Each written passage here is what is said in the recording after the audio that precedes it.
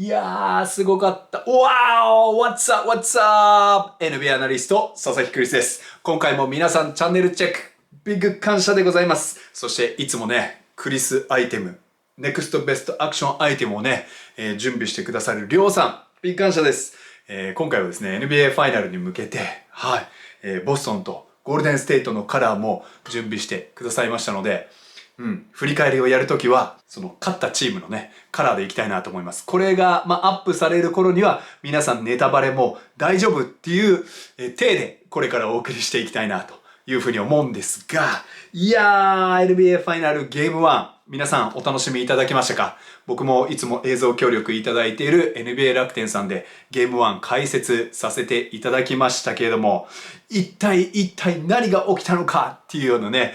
ところで、いや、振り返ってみましたよ。それもあってですね、いつもだったらもうその日のうちにリアクションなども上げるんですが、もう一回ビデオも見返したいなというところで、自分の解説もね、手前味噌ながらも、こう、ちょっと聞きながら、いろいろね、分析を、やり直したりしていたんですけれども、まず、前回の展望の、ビデオ、ご覧いただいた方、いらっしゃいますかね。この展望のビデオでですね、まず注目は、ゴールデンステイトウォリアーズのハーフコートオフェンス対ボストンセルティックスのディフェンスの、争い。この争いといいますか、ボストンのディフェンスがどれぐらい機能するのか、組織的なカオスに対してどれぐらい順応できるのか、もうウォリアーズが破ってきた、強豪たちはですね、それでもやはりシリーズを通じてウォリアーズのボールムーブメントとプレイヤームーブメント、ピックアンドロールが主流の時代にあってパッシングをそしてカッティングを重視するこのシステムに順応できなかったわけですよね。ボストンは順応できるのか。まずゲーム1を勝ったということは、はい。そして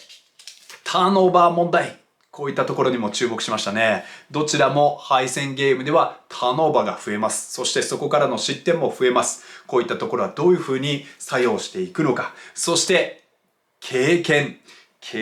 値も非常にこのシリーズを占う上では非常に重要だったわけですよね。この NBA ファイナルゲーム1に入るまでのファイナルの総出場試合数というのは123のゴールデンステイトに対して0のボストンセルティックスだったわけですね。さあ、その経験不足というものは響いたのか、響いていないのか。そして両者とも、スリーポイントショットを非常に現代的に活用するわけなんですが、もうね、皆さんお分かりだからいいと思うんですけども、合計なんと40本ものスリーポイントが決まるファイナルの1試合の記録となりました。ファイナルの勝ち上がりまでのフィールドゴール全体に占めるスリーポイントの割合というのは、ゴールデンステイトウォリアーズが 41.5%、そしてボストンセルティックスが 45.5% と非常に高い数字になっていたので、これだけのスリーポイントがね、決まるというのも、放たれるということに驚きはないかもしれないんですけども、合計で40本も決まってしまうとね、ボストンの方は 51.2%、そしてウォーリアーズも素晴らしい 42.2%。今季ウォーリアーズがレギュラーシーズンで17本以上決めた、スリーポイントを決めたゲームでは、なんと20勝1敗だったにもかかわらず、このゲーム19本決めながらもウォーリアーズが敗れてしまった。その最大の要因は4クォーター、ドゥン40対16ということでね、この4クォーターに何が起きてしまったのか。ボストンの得点もさることながら、ゴールデンステイトの得点も非常に低くなってしまった。しかもですよ、3クォーターをリードしていて、ゴールデンステイトウォリアーズ、この、プレーオフでは、4クォーターリードした状態で始まると8勝0敗。そして4クォーターの100ポゼッション換算の得失点差 25.4 と、比類なき強さを誇っていたゴールデンステイトウォリアーズ。そしてこのプレーオフで初めてホームの地で敗れてしまった。3クォーターが終わる時点で、ビハインドが10ポイント以上ありながら、ゲームの終わりで10点差以上をつけて W、勝ったというのはですね、ファイナル史上初めてのゲームとなったそうなんですね。じゃあ一体何が、起きてしまったのか。もちろん4クォーターも掘り下げていきたいと思うんですが、キーワードになっていくのは、例えば遂行力であったり、スモール対スモールのラインナップをどちらが制することができたのか。こういった部分に最終的にはなっていったんじゃないかなというふうに思います。では早速ね、1クォーターから入っていきたいと思うんですけども、もう少しね、予備情報をお伝えしておくと、この、両者のぶつかり合い、ディフェンシブレーティング、レギュラーシーズン1位と2位でもありますけれども、プレーオフでもしっかりネットレーティング、100ポゼッション換算の得失点差、1位と2位の争い、ボストンが 6.7、ゴールデンステートが 5.1 ということでね、もう本当にどちらが勝ってもチャンピオンにふさわしい、そういうチームなんじゃないかなという中で、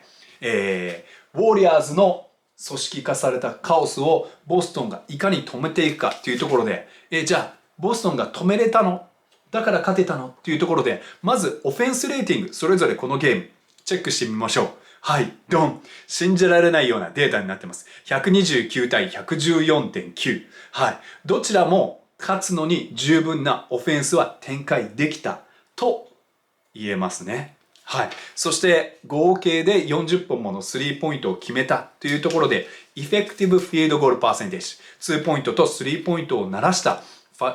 ィールドゴールパーセンテージになりますけども、このような突出した、数字になっています。ウォリアーズはね、レギュラーシーズンやこれまでプレーオフ残してきた数字よりも高い。ということで、全てが機能したかに見えたと思うんですけども、僕はボストンセルティックス、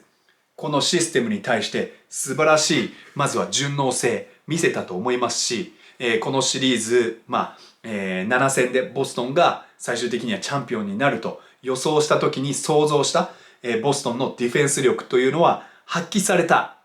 ゲームだったんじゃないかなというふうに思います。さあ、それではゲームの中でね、その辺も紐解いていきたいと思うんですが、まだチャンネル登録されてない方、ぜひチャンネル登録お願いします。そして高評価、コメントもお待ちしてますよ。そして前回、告知もさせていただきました。スーパーサンクスがつきましたね。はい。ちょっとね、サプライズを、するために、皆さんからもね、スーパーサンクスお願いしますと前回の動画お願いしたところ、本当にたくさんの、支援をいただきました。本当にありがとうございます。ビッグ感謝です。はい。ではね、ゲームに入っていくと、まずマッチアップ注目しましょう。ゴールデンステイトウォリアーズ。ウィギンスはテイタムにつけました。そしてクレイはジェイレン・ブラン。そしてカリーはスマート。ドレイモンドはホーフォード。そしてルーニーはロバート・ウィリアムス3世という、ある意味、順当なマッチアップになりましたね。僕がちょっと奇抜なマッチアップなども、提案を前の動画でさせてもらいましたけども、そういった場合、ロバート・ウィリアムス3世にカリーがつかなきゃいけなくなるので、自分でも、どうしようとか言ってね、いろいろ悩んだんですけども、もちろん試合の局面では、マーカス・スマートにドレイモンドがついて、テイタムとスマートのピックアンドロールをスイッチできるようにするというようなね、そういったマッチアップの仕方もしました。この辺のね、ウォリアーズの、柔軟性っていうのもさすがでしたね。で、ボストンの方は想像通りでした。テイタムがまずドレイモンド・グリーンにつきますね。カリーとドレイモンドのハンドオフアクションやピックアンドロール、ボールスクリーンはスイッチしてしまいましょうという考えです。で、ジェイレン・ブラウンがクレイ・トンプソン、マーカス・スマートがステファン・カリー、で、ホーフォードがルーニーについて、ロバート・ウィリアムス3世がウィギンスにつく。はい。ボストンはセンターのプレイヤーをウィングだとか 3&D のセンター、プレイヤーにつけて、ね、ヘルプや、リムプロテクションをしっかり発揮したいというチームになっていて、このゲームでもそれは、しっかり踏襲されていました。さあ、1クォーター始まって、まずピックアンドロールの守り方、次に、マッチアップの次に僕は注目するんですが、ルーニーは思い切ってボールスクリーンが行われると、テイタムやブラウンに対してスイッチしてましたね。これは、ダラスとのシリーズでルカ・ドンチッチに見せた対策と同じです。ゴールデンステイトはルーニーのスイッチアウト、スリーポイントライン付近でのディフェンスにはやはり自信を持っているということが1クォーターからも伺えたんですね。一方、ロバート・ウィリアムス3世、アンドリュー・ウィギンスについて、で、アンドリュー・ウィギンスが当然じゃあ、ボールスクリーンのスクリーナーになるケースも増えたわけですよね。その時はスクリーンの位置やスリーポイントラインまでステップアウトするのではなくて、引いて守るドロップというものを、使っていました。ドロップすると当然ステフ・カリーがプルアップのスリーポイントなど打つ機会があるので、これはね、僕びっくりしました。ダニエル・タイスが途中から出てきても、ロバート・ウィリアムス3世と全く同じ使い方をしたんですけども、ヘルプポジションにいたりね、そのドロップをさせたりだとか、これもね、びっくりしました。いやー、でも徐々にね、そのスクリーンのラインとか、に応じて、ビッグマンの位置もボストンは変えていったっていうのはまた後ほど、紹介したいと思います。そしてトランジションでね、いきなり立ち上がり、ステフ・カリーがスリーポイント連発しましたよね。はい。なぜか彼がフリーになってしまうということで、1クォーター5分55のタイムアウトの時点でですね、もうすでにファーストブレイクポイントが9対0という、状況になっていたんです。まあ、ゴールデンステイトウォリアーズをトランジションで止めなければいけない、ステフ・カリーを止めなきゃいけないというのは、どのチームもスカウティングレポートの最初の1丁目、1番地だと思うんですけども、なんとステフ1クォーターから21点、スリーポイント8分の6、6本のスリーポイント成功というのは、ファイナル史上どのクォーターで見ても個人最多ということで、いきなりカリーがね、6本もスリーポイント決めてしまうんですよね。今季プレーオフ4本以上のスリーポイント成功で、ウォリアーズは7勝0敗。それ以外は5勝4敗となってましたから、いきなり勝利の方程式が1クォーターから出てしまったんですよ。これはもうボストンにとってはね、うわー痛いっていうところだったんですけども、まずはそのトランジションのシーンを一つ見てみましょう。さあ、それでは NBA 楽天さんの協力で映像を使って解説していきましょう。ボールを扱っているのがステフ・カリーです。ボールを押し上げるとともに、ドン。実はですね、この時点でカリーのマークマンに対してルーニーがスクリーンをかけているんですね。これで非常に大きな混乱が生じてしまいます。マーカス・スマートはこれを下をくぐってまだ挽回できると思っているんですが、テイタムがここにいるのに気づいているので、テイタムについてほしいと思うんですが、テイタムは役割は自分はドレイモンドだと思っているので、ここでコミュニケーションミスが起きてしまいます。スマートは本来ここでカリーにも挽回できるはずなのにルーニーに行ってしまう。じゃあルーニーのマークマンは誰なのかというと、ここまで下がっているホーフォードなんですね。これはホーフォードとマーカス・スマートのコミュニケーションが足りなかった部分でもあります。ぽっかりとカリーが空いてしまい、これだけ離れている状態ですから、カリーもズドーンと射抜けるわけですね。でゲーム解説の中では3クォーターから特に、カリーが活用できるスクリーンの位置を高くしていったんじゃないかっていうことを申し上げましたけれども、見返すと、やはりウォリアーズらしいトランジションの中でのドラッグスクリーンとかハーフライン超えた間近のスクリーンとかっていうのは些細なアクションなんですが、いろんなところに散りばめられていて、この試合開始序盤の、ボストンの、少しトランジションディフェンスのほころびを作るのに、少しじゃないですね、大成功していたという立ち上がりでした。逆にボストンはこういったコミュニケーションが足らずですね、ちょっと立ち上がりにつまずいてしまった部分はディフェンスではありました。そんなボストンですが、1クォーターは4点ビハインドで折り返すことができたんですね。それは、テイタムの働きにあると思います。テイタムを守るためにびっくりしたのが、カリーとかプールとかを割と自信持ってスイッチさせる。そしてスイッチした後に、少しヘルプよりのオーバーロードというものを強めにして、テイタムのドライブコースとかを消していったんですが、テイタムがそこから的確にワンドリブルだけ仕掛けるふりをして、そしてそのドリブルも何度もつくのではなく、本当に絶妙にヘルプディフェンダーの重心移動を釣ってからパッとさばくだけのアシストをしていたんですね。はい、ここでボールを扱っているテイタムなんですけども、スイッチした後にオーバーロードされるところだけでなく、ロバート・ウィリアムス3世がスクリーンに来ます。もう相手がスイッチになっているの分かる。つまり、ここのスクリーンに対してウィギンスがアウトサイドポジションになって、ここの飛び込み、これも狙えるし、その飛び込みに対してドレイモンドがスマートを離してこちらに強くヘルプ気味になっているのも分かっているので、ここで飛び込みを待つのではなく、ここに開いたパスの窓に対して、これクリス・ポールなんかもよくやるやつですけれども、凄まじいパスですよね。でこれに対してロングクローズアウトになったところ、もう、間に合いませんね、コンテスト。やはりテイタムの状況判断、こういったものが非常に素晴らしい第1クォーターでした。こういったこともあり、なんとですね、1クォーターでのアシスト数、ボストンが9、ウォリアーズが8と、アシスト数だけで見ると、ボストンの方が上回っていたんです。さあ、2クォーターに入って、少しそのボストンも相手のディフェンスを攻略できるような、そういった部分を見せていくと、すごくですね、チームも落ち着きを払っていきます。で、ボストンのディフェンスじゃあ、クリスはいいって言うけれども、何が良かったのかっていうところで、実はこのゲームのファーストプレイに振り返っていきたいと思います。はい、0対0、11分36。ここでしっかりマッチアップしてますね。ステフ・カリーがボールをコントロールする中、ルーニーが一回ボールを受けに来ます。ここですでにスマートが間合い詰めて、もうハグしているような状態にも見えるの分かりますね。ここをくぐり抜けるためには少しでもカリーの、膨らむような状態、ランニングするコースを外に押し出したりしなきゃいけないわけです。で、これを見てルーニーは手渡しもリスクがあるというふうに感じたと思いますし、カリーもボールをすぐにもらわずに逆側に展開していく。ボールは展開されて次のプレーに入っていくんですが、これフロッピーアクションだったり、ディレイっていうふうにも言えるかなと思うんですけども、次はこの2人で掛け合うスクリーンをボストンがどのように対処するのか、ぜひ見ててください。スマートが指を上げてコミュニケーションしますね。カリー行くぞっていうふうに見せています。クレイがこっちに来たら僕が受け止めるよ。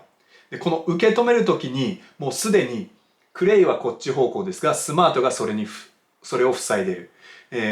ステフはこちら方向ですが、ブラウンが、胸で受け止めてますよね。それでスピーディーに進行できないようにしています。さらにここから覆いかぶさるように2つのダウンスクリーンがかかるんですが、ダウンスクリーンとの間にスペースが生まれてしまうぐらい、この2人はベースライン側にクレイとステフを押し合ってるんですね。はい。クレイはここでちょっと躊躇して駆け引きすることも選びますけども、カリーもオープンにならない。クレイもオープンにならない。その中でウィギンスが、ショットクロックまだあったんですけども、ウィリアム3世がちょっと離れてるっていう中で、ちょっと早めのショットを強いられてしまいました。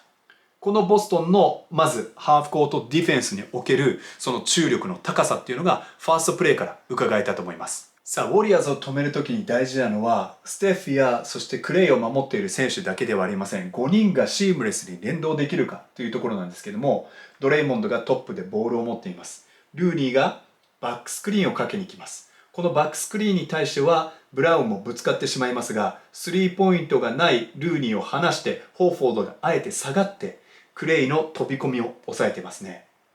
こちらにパスを展開してから、ただここからも波状攻撃が来るのが、ウォーリアーズの怖いところ。ステフ、そしてクレイがこちら側に移ってますね。2人がドレイモンドのスクリーンを2回連続で使う、そういったアクションもしてくる、ウォーリアーズです。このスクリーンに対してスマート、コミュニケーションを始めてますね。テイタムにお前出ろよというふうに言っています。ホーフォードもボールプレッシャーをし始めて、直接、バスケットには投げ込めないようにしている。カリーの飛び出しに対してはテイタムが出る。ただここで怖いのはですね、少しスマートの位置がずれるだけでドレイモンドのこの飛び込みが起きてしまうところ、この飛び込みのタイミングもしっかりとスマートは予見して体を入れていますね。はい。ここで綺麗にキャッチさせず転倒しています。そしてテイタムと今度ブラウンがスイッチしてクレイにテイタムがつきドライブをしっかり抑える。ロバート・ウィリアムス3世もヘルプポジション準備しています。そして再びスマートなんですけども、ドレイモンド・グリーンのスリーポイントはやられても仕方ないというところでクレイのドライブコースに入るような立ち位置にいるんですね。もう一歩でここに来ている。そしてここからじゃあ最後、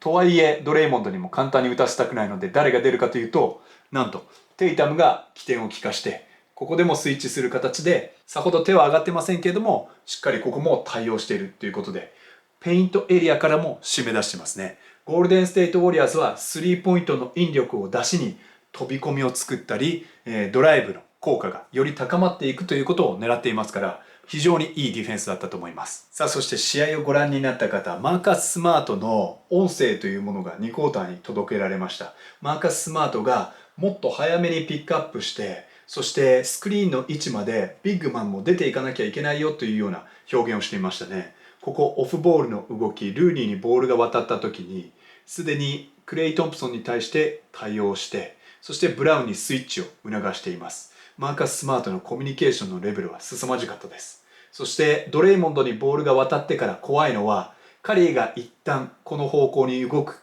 ように見せてルーニーのスクリーンをもらってこっちに動くことですね。これには少しデリック・ホワイトも遅れを取ってしまうのでアンダーをくぐりますが、これもなんとかすり抜けることで、カリーがね、もうちょっとこの辺でもらってればスリーポイントだったかもしれませんけども、ドリブルをつかせる。そしてロバート・ウィリアムス3世が下で待つのではなく外に出ていくことで、カリーに対して狭いエリアですがドリブルをつかせる。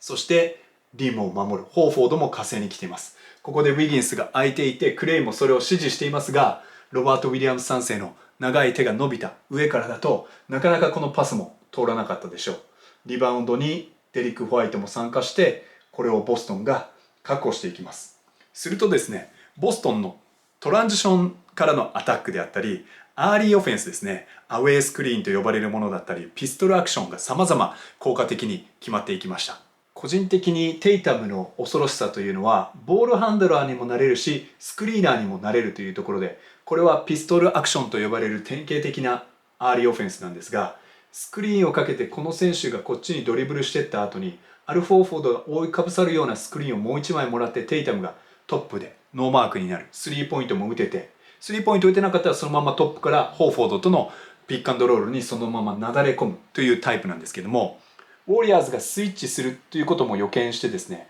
ここに、スクリーンをセットしますけれども、カリーもこっち方向に行かせないわけですよね。あえてそちら方向に行かずに、ホワイトがドレイモンドを釣り出すことを期待して、テイタムはこちら方向に飛び込んでいきます。失礼。これはウィギンスでしたね。ウィギンスがこっちに引きつけられる。もう少し見てみましょう。ただこの時にもちろん誰が対処するかというと、ドレイモンドもヘルプポジションを見て、ホワイトからボールが投げ入れられるというものをやっぱり止めようとしているんですね。じゃあ誰がノーマークになるか。テイタムが引きつけたホーフォード。もうこの前にも、また別の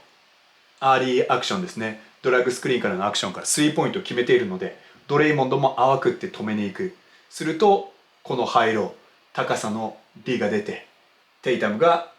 カリーからフリースロー獲得。さあ、このような展開で前半終わってボストンが56対54、2点リードを作ることに成功したんですね。前半の時点でもう一回主導権を握り返したというふうにも言えると思うんですけれども、ここまでのですね、ハーフでのペイント内得点に僕は、試合解説中にも注目しました。ペイント内ポイントで言うと、ウォリアーズはですね、彼らのシステム、スリーポイントの引力を出しにですね、どんどんカッティングしていく。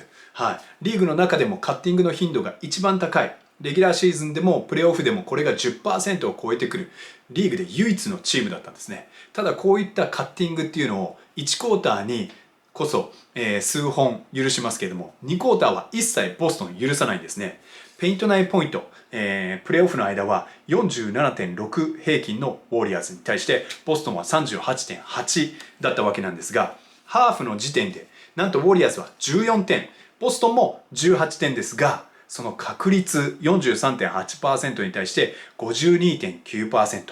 とにかくカッティングからのレイアップは許さない。ペイントといっても制限区域内ではない、ロングペイントなどに強いていたというところで言うと、ウォリアーズのスリーポイント、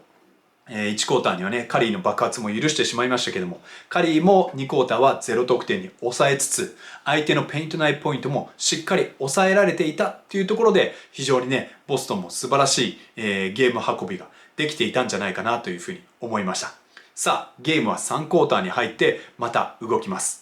ステフ・カリーがボールを持ってますね。スマートもスクリーンがどこから来るのか伺っているところ、アンドリュー・ウィギンス、ロバート・ウィリアムス3世に疲れていますから、彼が駆け上がってきます。スマートはこっち方向に追い込むぞというような指示も、ロバート・ウィリアムス3世に送っていると思うんですが、これは前半から、ウォリアーズが狙いすましたところ、カリーはこの一つのドリブルを使って、ようやくスリーポイントラインまでこう高さは上げてきていたロバート・ウィリアムス3世ではあったんですね。もっと下がっていたかもしれません、前半は。特に1クォーターは。ですが、それでもカリーのこのストップ&リリースの速さについていけず、2人でサンドイッチするんですが、カリーがこのスリーポイントを沈めてしまう。再びカリーが乗ってきてしまうのか。先ほどのシーン、この寄りのアングルで見るとさらに顕著にわかると思います。ウィギンスのスクリーンがかかり、ロバート・ウィリアムス3世とはこれだけのスペースがある。彼にこれだけ与えてしまうと、これは死活問題になりますね。あえてここ、ドリブルの方向的には右左だと思うんですけども、ロバート・ウィリアムス3世にまだドライブもあると思わせたのが、ここ、左右で止まっている、インサイドステップではないステップで止まっているというのも非常に大きなポイントになります。あそこからまた床を蹴ってね、ドライブしてくるっていうこともちょっとロバート・ウィリアムス3世の頭にはあったかもしれませんね。ではこの3が先ほど決まった中、今度は注目はここです。カリーがボールを運んできます。ロバート・ウィリアムス3世、カリーの方を見てません。誰の方向を見てるかというと、ここに立っているアル・ホーフォードに声をかけてるんですね。ウィギンスがスクリーンに行くのを分かっているから、ホーフォードお前行ってよっていうことで、ホーフォードが一気に駆け出します。ホーフォードこのゲームめちゃくちゃ良かったですね。そしてこのスクリーンがかかった。さっきよりもスマートは激しいプレッシャーをかけていて、直線的に使わせていません。そしてホーフォード、さっきはスリーポイントラインの外に出れていなかったロバート・ウィリアムス3世と違い、ここまで出れている。スマートは下をくぐりつつ挽回。ただここはね、ファールになってしまうんですが、次のワンプレーでこのように切り替えている彼らの意図はすぐに感じ取ることができますよね。さあ、極めつけはこれです。カリーがボール運びをしてきます。本当にレベル高い応酬だったんですが、こっちにウォリアーズの選手たちが駆け上がってくる中、テイタムがウィギンスについていて、マークマンを変更していますね。ロバート・ウィリアムス3世がルーニーについています。でルーニーは自分がロバート・ウィリアムス3世に疲れていると思っているので、ガッと一気に駆け出すんですが、ホーフォードがここでロバート・ウィリアムスとコミュニケーションしています。お前がドレイモンド行け、僕がルーニーに行くよっていうことで、ルーニーにぴったりついていく。ただここで、ドレイモンドの動き出し見てください。ドレイモンドもそれに気づいて、こっちのスクリーンじゃなく、ステフ、こっち使え、こっち使えっていう風に指示してるんですね。それによってステフがこっち方向に切り替えるんですが、ロバート・ウィリアムス3世も早めに出てきます。ここちょっと団子状態で密集してますんで、ドレイモンドある程度捨てられる。ここまで出てきたのを見て、ステフも逆にじゃあ切り替えよう。相手はアンダーしてるし。っていうところで駆け引きする。で、よりスリーポイントラインの近くになって、ここの煩雑さを解消しつつ、ドレイモンドがスクリーンをくるっと反転させ、もう一回ステフをノーマークにしようとするんですが、先ほどよりも間合いが詰まっている中で、ロバート・ウィリアムス3世、この日4ブロックですよ。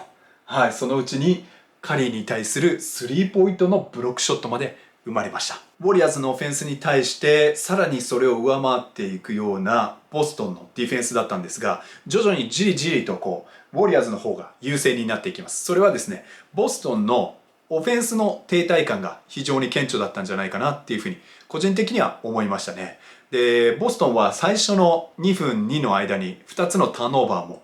してしまい、そこで結構主導権を明け渡した感はありました。で、ウォリアーズがそういったターンオーバーの後だとか、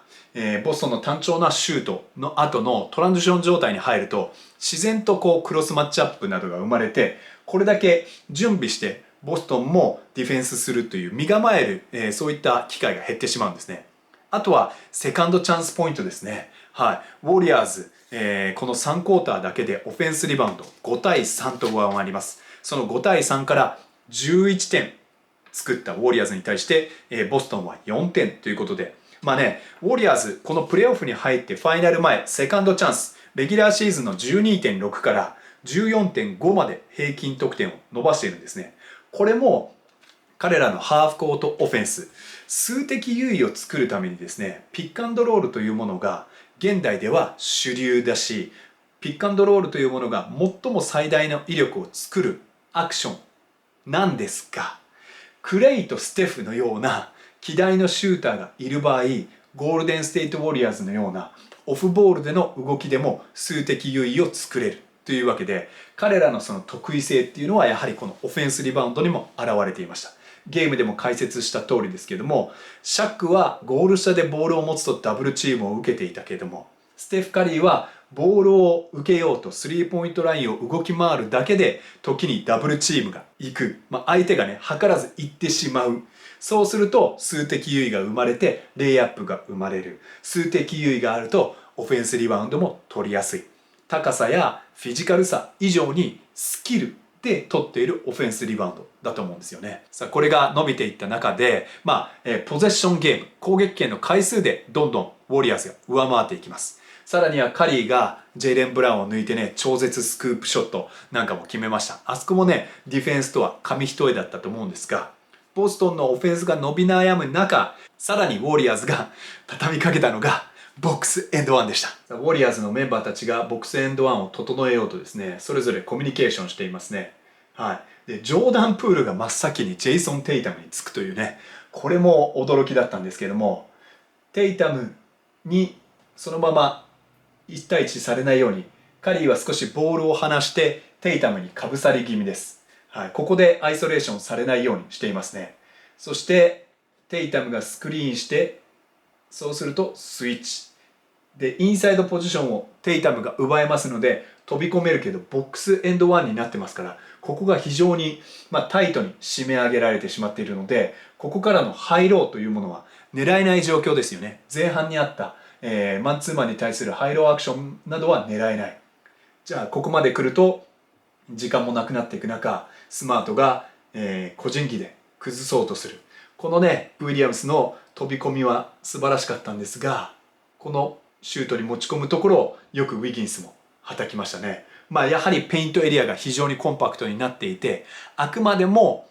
この日、自身の得点は伸びていなかったテイタムを封じるこのボックスエンドワンが威力を発揮していきます。確かあのシーンの後だったと思うんですよね。ゲームの中で僕もここでウォリアーズ畳みかけたいですよみたいなコメントをしたんですけれども、ボストンの方もゴールデンステイトのね、やはりオフェンスに関しては適切なスカウティングで封殺するシーンなどもありました。ただその後に速攻を狙うロングボールとかがボストンはターンオーバーになってしまって、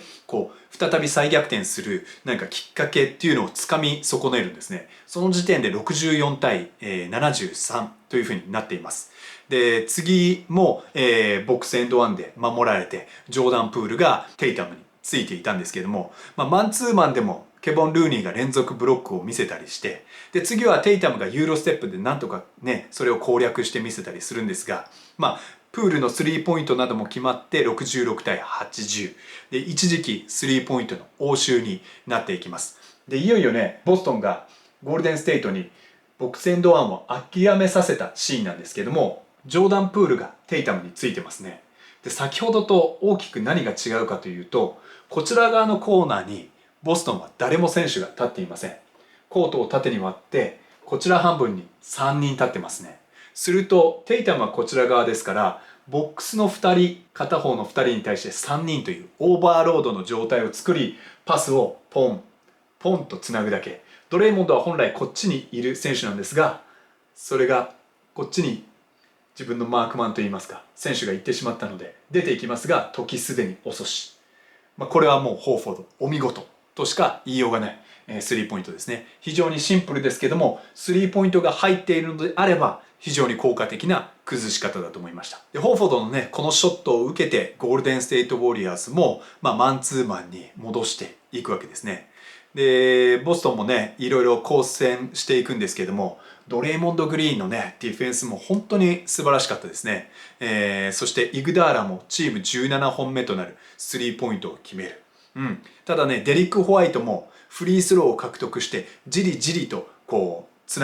なげていくんですよね、希望を。そういったホワイトの働きなんかも凄まじかったんじゃないかなと思いました。さあ、いよいよ運命の4クォーター40対16、解き明かしていきたいと思うんですけども、プレーオフでは非常に4クォーターに確率高く活躍していたカリー、ジェイソン・テイタム、そしてジェイレン・ブラウンなんですが、いや、ジェイレン・ブラウンが素晴らしかったというのはね、もう言わずもがななんですけども、フィールドゴール圧倒的でしたね。22分の15だったボストンセルティックスに対してゴールデンステイトウォリアーズ17分の7というふうになってしまいました。で、ボストンのスリーポイントがね、先ほどのホーフォードもありましたけども、4クォーターに入っても好調、12分の9。この9本というのはファイナル1つのクォーターとしてチームでの新記録。最初の7本のスリーポイントをボストンは成功させたんですね。プリチャード8分13出ました。逆にスマートは2分59しか出なかったんですが、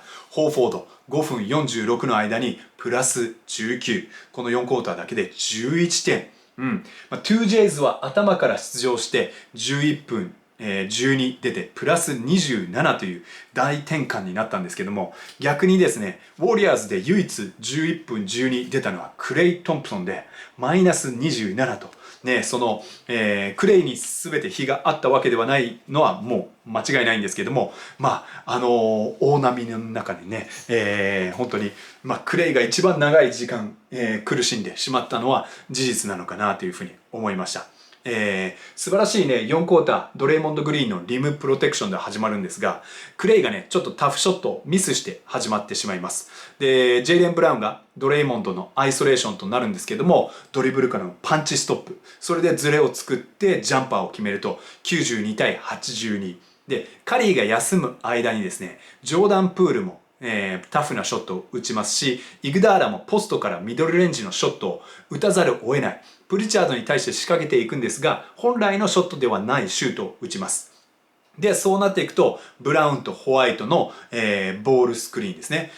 これが決まってですね、プール越しのスリーポイントをジェイレン・ブラウンが決める。ということで、85対92。さらに間合いが詰まっていく。はい。プレーオフに入っては、4クォーターの平均が6.7、そしてフィールドゴール成功率 62%、スリーポイント 66.7%、フリースローは若干苦しんでいるジェイレン・ブラウンですが、この素晴らしさがこのゲームでも見事に発揮されていたジェイレン・ブラウンだったんですね。はい。で、このスリーポイントを、決まった後にまたジョーダン・プールがターンオーバーをしてしまいます。すると、ジェイレン・ブラウンのドライブから、ロバート・ウィリアムス3世のアリウープ。この場面でね、クレイ・トンプソンがなぜかロバート・ウィリアムス3世についていたっていうのがね、なんでなんだろうって思いましたけれども、その好機を一切見逃さなかった、ボストン。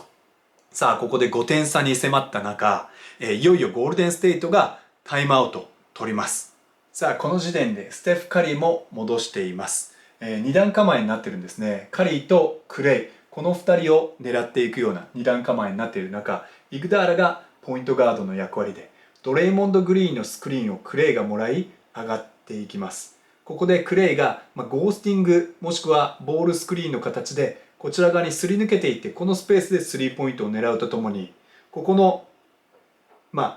スクリーンを使いながらカリーもスリーポイントの機会があったらいいよねっていう形なんですね。で、ここで交錯するのでディフェンダーがアンドレはドライブすることを選択しますが、このドライブに対してロバート・ウィリアムス3世がまた来るわけですね。で、ここまで来て初めて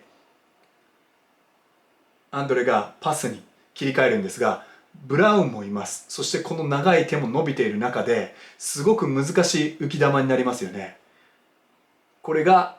ブラウンに取られてしまうと。だいぶターンオーバーですから、当然ボストンの方は一気にそこから速攻に展開できる。少し選手が重なってますが、プリチャードに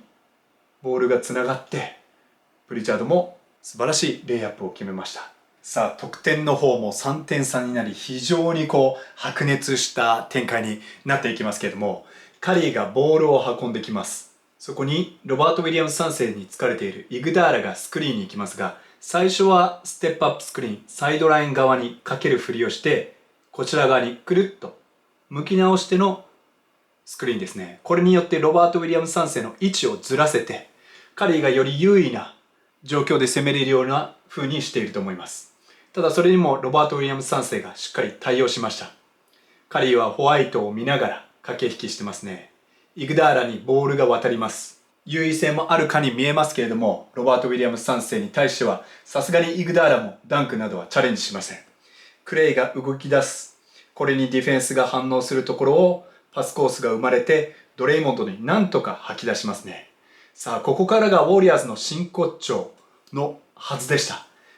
カリーがスリーポイントの引力を使ってホワイトにもらうよ、手渡しパスもやるよっていうのを見せといて、はい。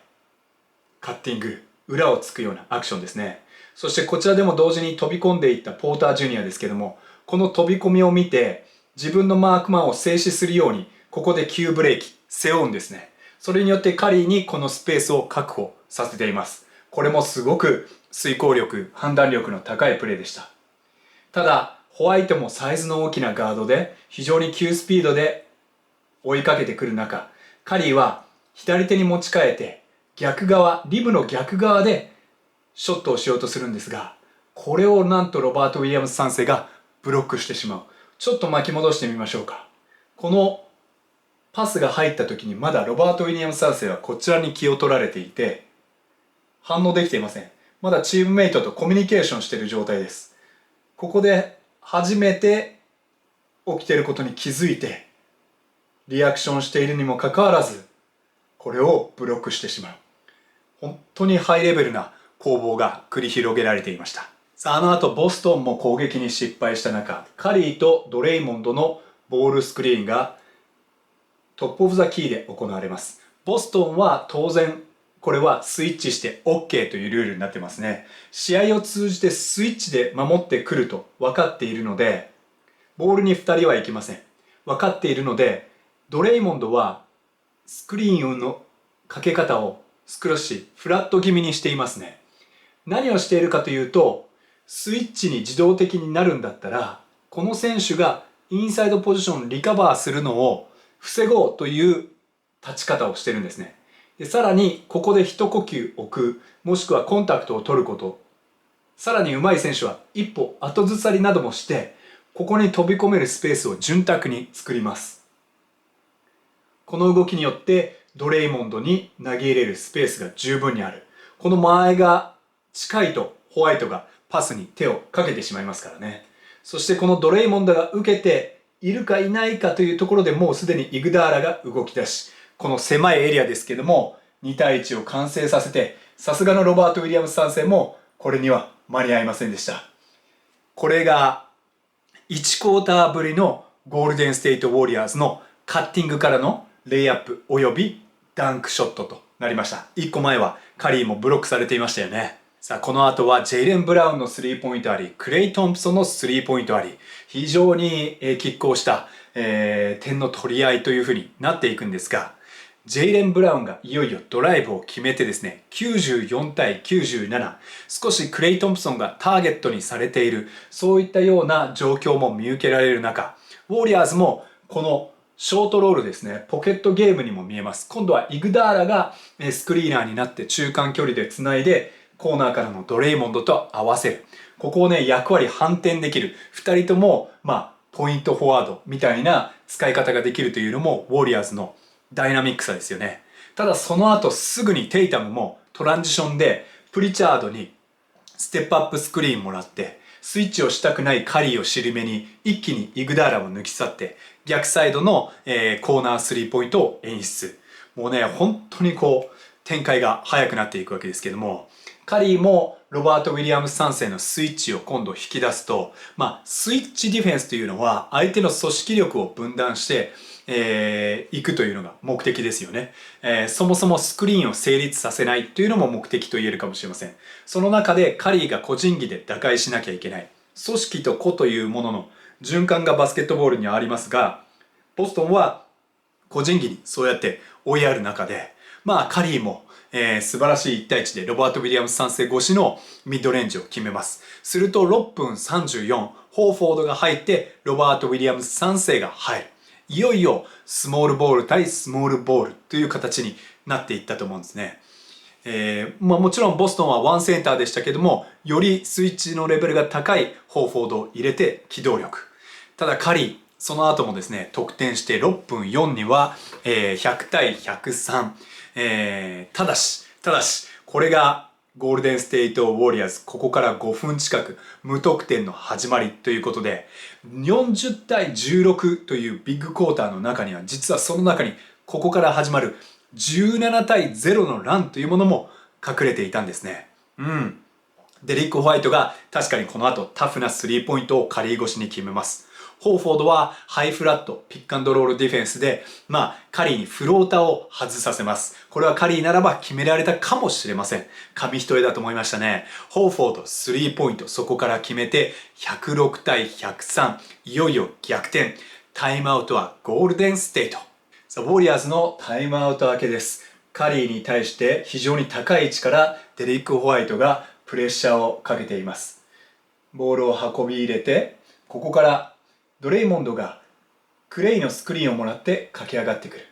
ドレイモンドがこれを受けた時にはルーニーがスクリーナーになってここにアクションに入っていきます。これはですね、ただ連動していて、こっちのスクリーンが起きていると同時にこちらではバックスクリーンという形になっていますね。狙いはまずドレイモンドがこちらに動き出すとともにバックスクリーンでカリーが飛び込み、ここでまずショットも狙えるかもしれません。ただカリーが抜けていくと大変な脅威になりますから、ジェイレン・ブラウンがそれにリアクションすることもありますよね。そこにルーニーがかぶさってきて、クレイのところについたてスクリーンをかけてくれると、ジェイレン・ブラウンのリアクションを引き出した上に、さらにクレイがノーマークになる。ルーニーのマークマン、ホーフォードは本来ならばドロップしているので、このルーニーのスクリーンに対してシューターには出ていけないというのがウォリアーズの算段でした。動かしていきましょう。ルーニーがもう一回来ますね。はい。ウォリアーズの誤算はですね、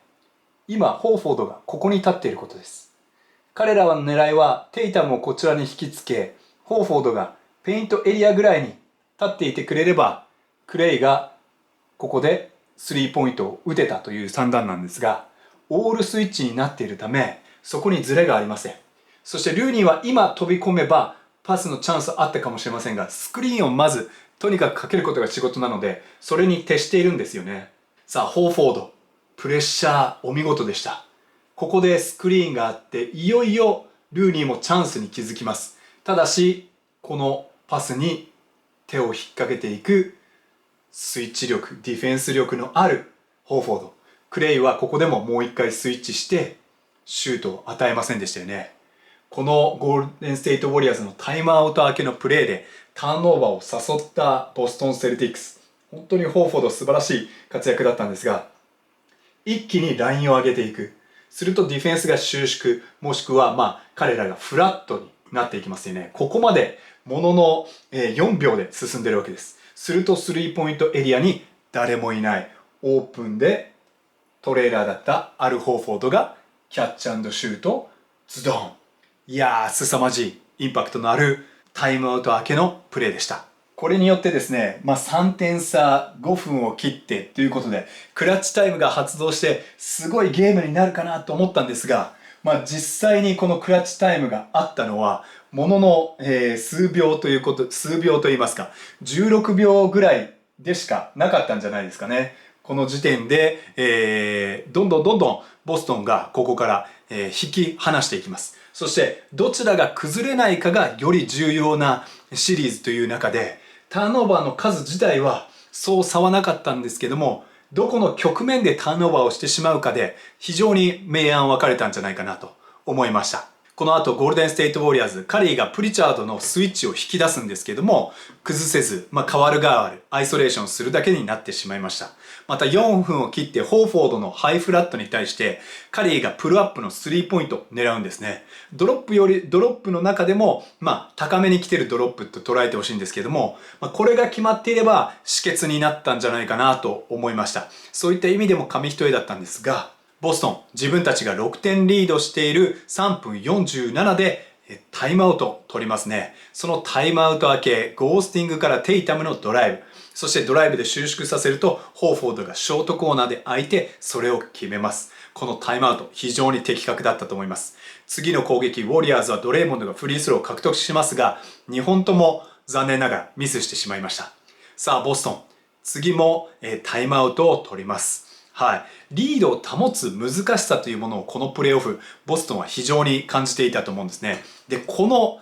まず、ロードで始まったファイナルの重要な第一戦を、勝機がすごく大きくなっていく中で、手放したくないというところで、3分17、8点リードでタイムアウト。本当に素晴らしかったですね。で、タイムアウトは3つあってもですね、残り3分を切ると自動的に2つに減ってしまうんですね。スムーズに試合進行する目的のために数年前に変更されているんですが、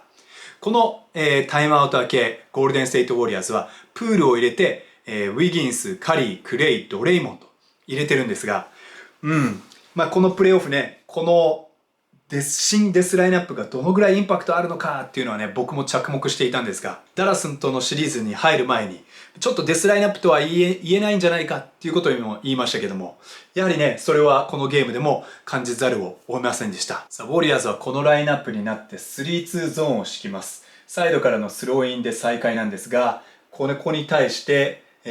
ホワイト、非常に的確に前半からゾーンに対しても、ピックアンドロールを仕掛けていたんですね。ホーフォードが来るタイミングを待ちます。ここでホーフォード一応ポジション争いをしたのはここを押し出すことに成功していれば、すぐにブラウンにパスして、ここのギャップをアタックしたと思うんですね。ただそれがなかったので、そのままボールスクリーンに移り、今度はホワイトの動きにカリーを引き出す。で、ここまでドレイモンド来てますね。ギャップアタックしてくるというのも分かっていてここまで来ていると思うんですけれども、ブラウン、ここのギャップを見事にアタック。するとスクリーンした後のホーフォードのダイブに誰もボックスアウトする選手がいなくなりましたね。ブラウンこの2人に挟まれた難しい状態ながらシュートに持ち込む。ボックスアウトできないホーフォードがリバウンドを取り、オープンになったマーカス・スマートがスリーポイントを射抜く。時にゾーンはこういったリバウンドの責任が不明確になってしまいますよね。先ほどのスリーポイントの直後のプレー、カリーがボールを持ってきてプールに展開。アンドリュー・ウィギンスが駆け上がっていって、カリーとクレイがね、お互いスクリーンを掛け合うふりして、バッと出ていきますね。これに対してデリック・ホワイト、スイッチしてっていうことをブラウンに伝えますね。同時にドレイモンドが一気に駆け上がってきます。少しスマートが遅れるので、スマートはホワイトに受け渡したい。しかし、ホワイトはそれに気づいていない。つまり、ここで駆け上がっていくドレイモンドがカリーにスクリーンをかけると、ここにスリーポイントのチャンスが生まれますね。これに気づいたのがベテラン・ホーフォード。すぐにここで対応します。カリーも片足浮いている状態ですが、ホーフォードのコンテストを嫌がってパスに切り替える。ウィギンス、ここにドライブのチャンスがありましたね。これをちょっと認識しきれませんでした。それでも3対2という数的優位はできています。ローテーションに対してパスをさばく。そしてデリック・ホワイト、いよいよディフェンスの最終ラインですが、ドライブのコースに入るのではなく、パスのコースに入るようなクローズアウトでキックボール。いやー、この窮地でキックボールは僕はね、素晴らしいと思います。これでディフェンスが仕切り直すことができるので、テイタムも手叩いてますよね。かなりボストンのエナジーも感じられた。もう紙一重ですけども、彼らのエナジーが感じられた中で、仕切り直しの後のオフェンスは、ウィギンスのタフショットに追いやられてしまい、そしてどんどんお気づきですか、セカンドチャンスの機会も奪われていっているゴールデンステートウォリアーズということで、スモールラインナップ対スモールラインナップ、まさしくこの勝負どころで17対0のランを作る、非常に大きなポイントというところで、軍配はボストンにもうすでに上がっていたようにも見えましたね。ただ、まだ2分あったわけです。ドレイモンドがただ攻めあぐねる中、オフェンスファールをしてしまう。さあ、いよいよボストン、とどめの攻撃はこれです。2分を切り114対103。ウィギンスも時間がなくなっていくので、高い位置からハイプレッシャーをかけていきます。テイタム慌てないですね。ここでも背負いながら相手を牢獄に追い込むような駆け引きをします。アドバンテージを手放さない非常に卓越した技術だと思いますね。冷静にボールを外に出していくような、リトリートドリブルをしてきますね。マーカス・スマートがスクリーナーになります。スモールのピックアンドロールという形ですけども、ここでなんとですね、スクリーンがかかった時に、いや、このゲームずーっとゲームを通じてスイッチをしていたカリーがスイッチを嫌がるんですね。もしくはかなりスリーポイントよりも遠いので、ウィギンスが十分リカバリーとできると判断したのかもしれません。ただその判断をしたならばもっと早くスマートに戻るべきでしたね。短い距離ですけども、横方向のクローズアウトを作る。ピックアンドポップでスマートが117点目となるとどめのスリーポイントが決まりました。さあ、この後はですね、1分33を残してボストンが久々のスイッチミスでカリーがカッティングレイアップを試みるんですが、これを外してしまう。で、ウォリアーズがハーフラインぐらいでトラップを仕掛けてもですね、これをかいくぐられてしまうと。で、スマート、ブラウン、そしてホーフォード、エンドワンという形につながっていって、フリースローも決めてホーフォード120点目に乗せる。最後の3連続ぐらいはテイタム、スマートのボールスクリーンから始まるどっしりとしたボストンが一番自信のあるオフェンスを展開していた。個人的にはボストン、確かにオープンのショット、脇役たちもたくさん決めましたけれども、ラッキーだっただけではなく、17対0のランをしっかり、終盤の締めくくりの遂行力でウォリアーズをなんと上回ったゲームだったんじゃないかなと思いました。遂行力で上回ったというところで言うと、なんとアシスト33対24、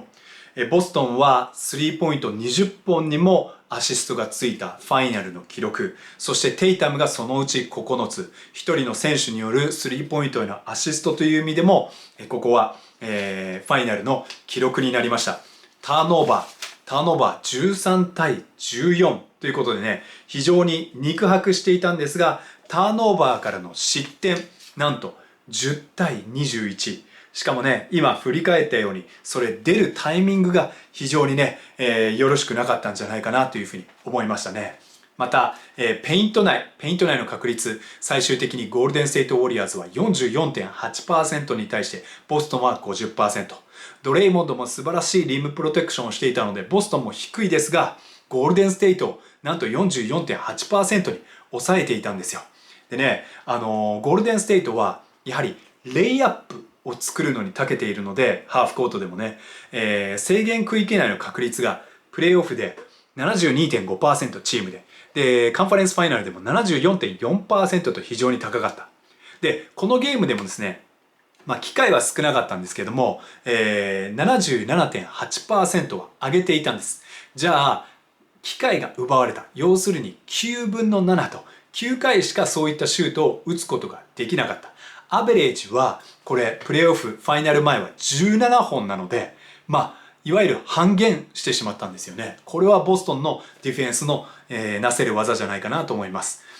カッティング、ハーフコートのカッティングからのレイアップは1クォーターにウィギンス、カリー、ウィギンスが見せています。その後はイグダーラとドレイモンド・グリーン、そしてステフ・カリー、こういった選手たちが4クォーターに、見せただけでほとんど、奪われてしまったのかなというふうに思いました。さあ、そんなハーフコートのディフェンスもしっかり機能したボストンですが、思い返してくださいよ。1クォーターの最初の6分近くでファーストブレイクポイントも9つ奪われたのに対して、最終的にゲームは12対1、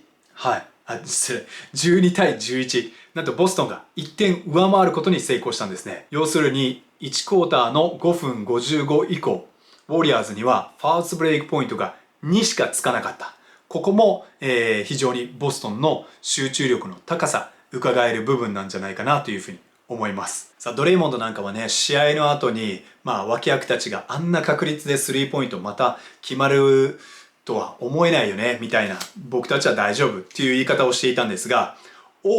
ワイドオープンに該当されるシュートの、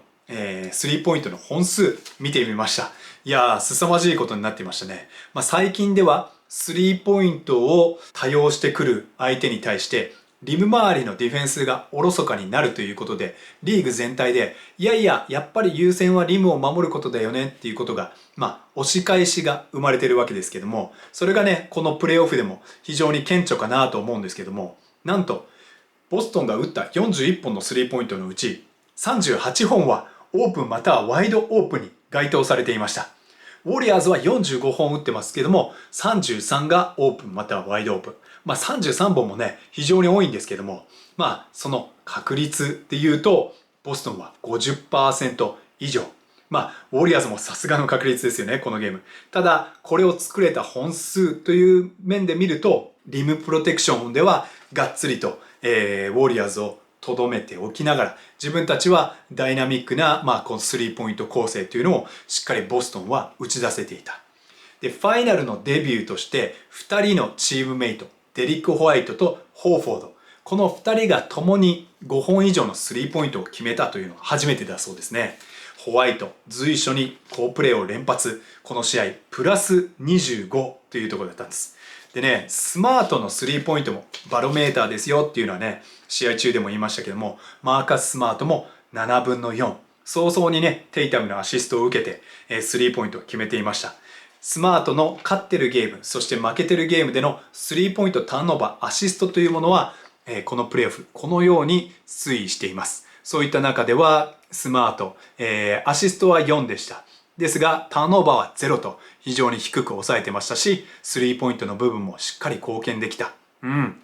やね、でもね、アル・ホーフォード、凄まじかったですね。やっぱホーフォード、スマート、さらにはデリック・ホワイトまでがこのような活躍をすると、ボストンは本当に強大なチームかなというふうに思います。でね、ドレイモンド・グリーンも1クォーターから3クォーター通じて、フィールドゴールは10分の1でありながら、出場時間中のプラスマイナスはプラス19、10リバウンド、4アシスト、そして2スティールもそこまでに上げていましたね。さすがの活躍と言っていいんですが、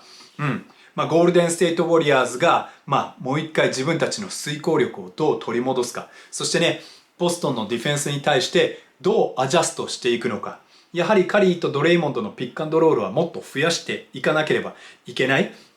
そういったシリーズにもなるやもしれませんね。あとはね、ハーフコートを超えたラインでのドラッグスクリーンの頻度っていうのは多ければ多いほどいいんじゃないかなって思います。普段ならカリーがスペーシングの役割を果たしてくれるだけでも十分なんですが、もっとカリー起点のオフェンスは増やしてもいいというのが、このトランジションのドラッグと、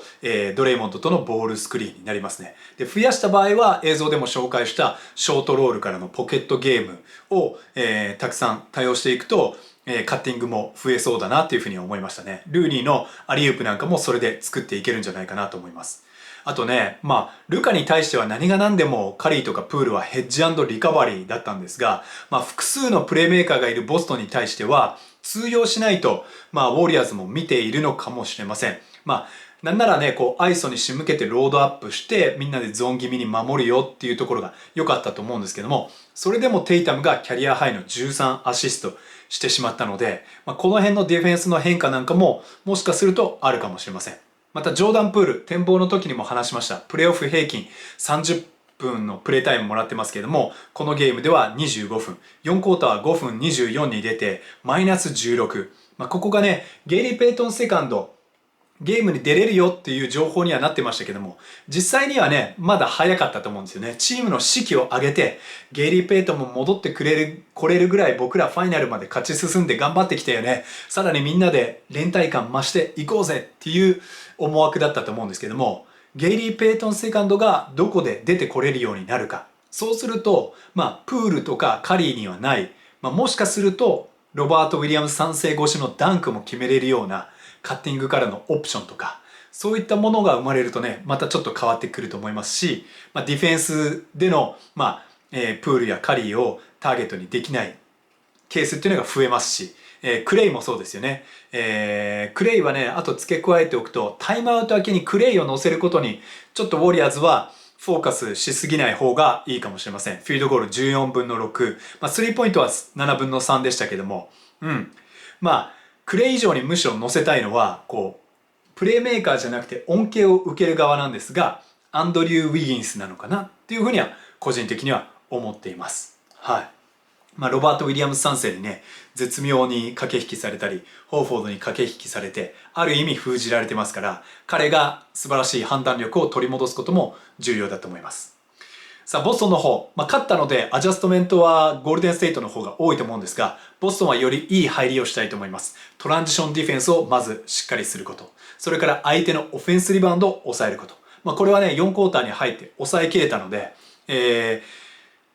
さらに向上できる部分がありながら、もうすでにその収穫は得ており、第2戦の注力さえ失わなければ、第2戦も彼らが主導権握れるという展開はどんどん、出てくるかもしれませんね。あとは1クォーターの7分27とかにエンプティーコーナーのピックアンドロールというピックアンドロールをやってるんですけども、これはね、もっとやってもいいかなと思います。やっぱりドレイモンドも素晴らしい、ヘルプディフェンスをやっていましたので、このドレイモンドを無効化する施策っていうものがあれば、ゲーム2の後もね、振り返っていきたいと思いますよ。